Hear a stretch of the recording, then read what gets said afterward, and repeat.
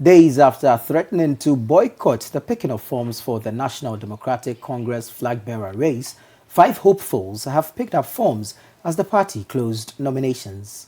Now, Professor Joshua Alabi and Second Deputy Speaker of Parliament Alban Bagbin headlined the hopefuls who picked up the forms today. There's more in this report. First to pick his form on Monday was former President Mahama. It was picked on his behalf by some members of the NDC in the Asawase constituency. On Tuesday, 4 other aspirants picked their forms. First was Professor Joshua Alabi, a former member of parliament for Krowo constituency. Picking the forms on his behalf was a former First Deputy Speaker of Parliament, Ken Drasa, who had a word of caution for the party. Our concern has been that even before the takeoff of the exercise, some of your newly elected executive members, in the full glare of the cameras, in front of the microphones, made public declarations in support of some prospective candidates. Joshua Alabi's team considers this highly inappropriate and unethical. Now, there was heavy military and police presence at the Ashanti Regional Office of the Forestry Commission this morning to prevent beneficiaries of the Youth in Agriculture and Afforestation program from entering the premises. The beneficiaries said they were at the office to demand their allowances, which they claimed have not been paid for 6 months. City News' Ashanti Regional Correspondent Afis Sujani has more.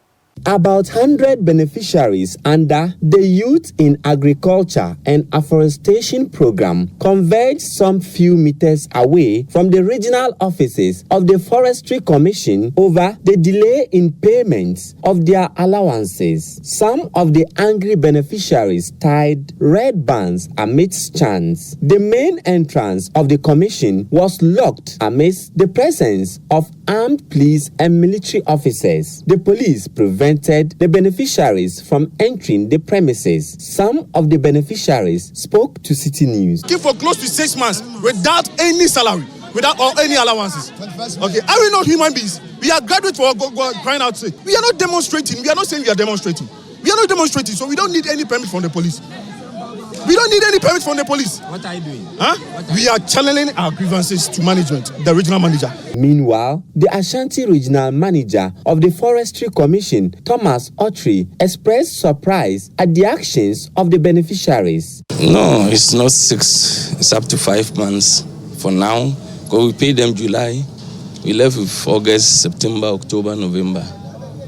So that is it. It's not even up to 5, it's 4. We ask, why do pedestrians prefer to risk their lives and cross highways even when footbridges have been provided for their use? Well, it is a question City News' Eugenia Tinkran went to town with and discovered some interesting reasons. Residents of Adenta, Medina, agitating for a footbridge on the highway which spans Atomic through Medina, Adenta, or Yarefa to Ibri. The residents said the lack of the footbridges has contributed to the deaths of pedestrians who are usually knocked down while crossing the 6-lane road. But will the construction of footbridges mean pedestrians will no longer dangerously cross the road itself? The story from other parts of Accra does not seem to suggest so. This is one of 2 footbridges at Kaneshin here in Accra. Situated on the Obechebi Malam Highway, the footbridge connects one part of the market to the other. It is, however, surprising that some commuters don't seem to see this facility. Even the metal railings at the median of the road is not enough to stop them. The footbridge, meant for pedestrians, has been taken over by hawkers, beggars, preachers and pickpockets who have filled almost every spot except the trail in the middle. Another footbridge on the Kaneshi-Kaswa Highway is the Malam Market footbridge. The 46-meter footbridge was constructed 2 years ago to help commuters, especially traders and hawkers at the Malam Market, to cross the 6-lane dual carriageway safely. But like the commuters at Kaneshi, some find it rather convenient crossing the highway itself. Here, records of fatalities are no different from Kaneshie. Not too far from Malam Junction is the N1 highway. The 14-kilometer 3-lane dual carriageway has 6 footbridges. Residents along the highway over the years have complained about the sighting of the footbridges, which they say were misplaced. One of these footbridges is at Achimota Abufu. Situated several meters away from the bus stop, commuters will rather risk their lives and use a few minutes to cross the road instead of walk several minutes to the footbridge under the scorch of the sun. 4 months after City News first reported the story of Innocent Kwe, a young boy who was hit by a stray bullet at Anumawubi in the Central Region, his family continues to fight for compensation from the Ghana Armed Forces. The family of the boy is accusing the 37 military hospital of delaying the release of a medical report on the victim, a document required to kickstart the compensation process. Niama Ama has more in this report. After the story broke, the institutions on whose lap the responsibility rested, the Forestry Commission and the Ghana Armed Forces, ordered for a medical report on the victim's current state of incapacitation. Innocent Kwe was only 14 years at the time he was shot by a military man with the forestry guides in an attempt to stop a fleeing vehicle carrying illegally acquired logs. Now left bedridden for the past 8 years, the two institutions at the center of the case are waiting for a new medical report to make a final decision.